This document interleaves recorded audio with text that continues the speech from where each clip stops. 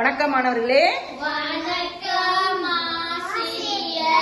பயிற்சி தாளில் இருக்கக்கூடிய வாசிப்பு பகுதியை வாசிங்க.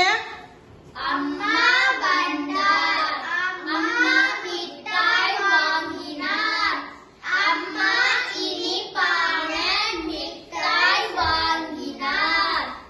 இது பயணம், இது கம்பி வண்டி பயணம். தாத்தா ஆணி அடிக்கிறார். தாத்தா சுவற்றில் ஆணி அடிக்கிறார். தாத்தா சுவற்றில் சிறிய ஆணி அடிக்கிறார். நிலா பார், வட்ட நிலா பார்.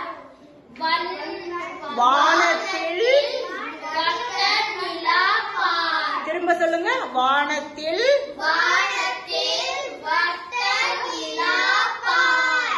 அருமை. நன்றி மாணவர்களே.